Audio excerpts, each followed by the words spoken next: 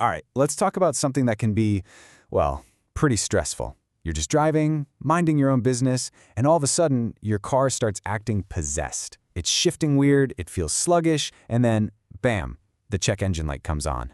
It's enough to make your heart skip a beat. So, what's actually going on inside your car's head? Well, today, we're going to play doctor and find out.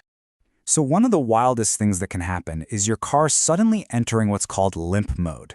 You press the gas pedal, you hear the engine revving, but you're barely moving. It feels like something has seriously broken, right? But here's the thing, it's actually a safety feature. The car's computer is intentionally cutting the power to prevent major damage, giving you just enough juice to safely pull over. So what's the mastermind behind all this? It's a little box called the Transmission Control Module, or TCM for short. The best way to think of it is as the dedicated brain for your car's transmission. Its only job, all day, every day, is to make sure your gear shifts are silky smooth and happen at the perfect time. The problem is, this brain lives in a really tough neighborhood. It's constantly getting baked by heat and shaken by vibrations, and over time, that can cause it to fail. When the brain gets fried, the whole system starts to act up. Now, this brain isn't just guessing. It's connected to a whole network of sensors all over your car. You can think of these sensors as the transmission's nerve endings. They're constantly feeding the TCM information. Things like how fast your wheels are spinning, how hard you're pressing the gas, what the engine RPM is. The TCM takes all that data and, in a split second, decides the absolute perfect moment to shift gears. It's this super fast conversation happening constantly while you drive. So, what happens when that high-speed conversation breaks down? Well, your car will definitely start sending you some signals. Let's get into the symptoms and figure out what your car is trying to tell you. The most obvious clues are going to be in the shifting itself. You might notice a serious delay, where you hit the gas and it just takes a second too long to get going. Or maybe it feels like it slips out of gear for a split second, a little hiccup in power. In the worst cases, it might struggle to downshift when you slow down, or just completely refuse to shift at all. This quote really hits the nail on the head. It's all about the feel. Instead of that buttery smooth shift you're used to, it's a jolt. It feels clunky, unpredictable. It's a very physical feeling, and it's one of the clearest signs that the TCM might be having some trouble. And it goes beyond just the shifting. A bad TCM can affect your car's overall health. The check engine light is almost a guarantee. You'll probably notice your gas mileage taking a nosedive, too, because the engine is stuck in the wrong gear, working way harder than it needs to. You might even hear some scary clunking or grinding noises. These are all warning signs that something's not right under the hood. Let's circle back to that limp mode for a minute.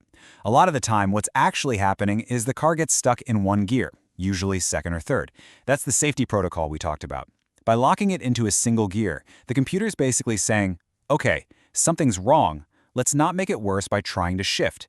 It's trying to prevent a catastrophic failure. Okay, so we've got the symptoms down. Now how do we get a real solid diagnosis?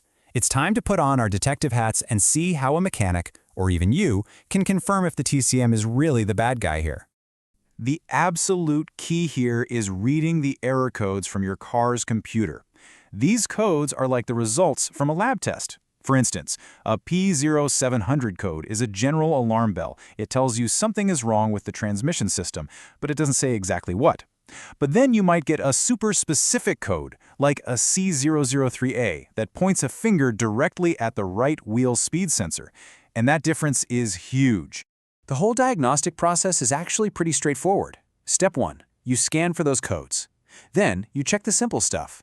You know, believe it or not, a $5 blown fuse can sometimes cause symptoms that look just like a major failure.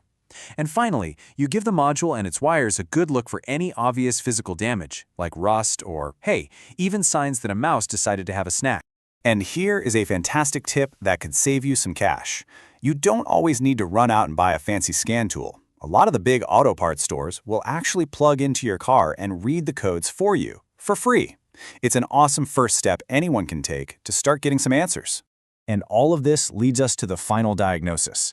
Once you have all the clues, it really boils down to one critical question. Is the problem with the brain itself, or is it just one of the nerves sending it bad information? This is the absolute core of the whole issue. If the TCM, the brain, is dead, you're probably looking at replacing the whole unit. That can be a really expensive repair, sometimes thousands of dollars.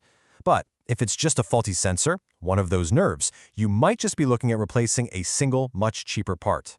The error codes are what help you tell the difference between a $100 problem and a $2,000 problem. So, the next time your car feels like it's got a mind of its own, you'll have a much better idea of what might be going on. By understanding the symptoms and the diagnostic steps, you can start asking the right questions. And the most important question of all, the one that could save you a ton of time, money, and stress, is this: is the problem with the command center or just one of its messengers? Knowing the difference is everything.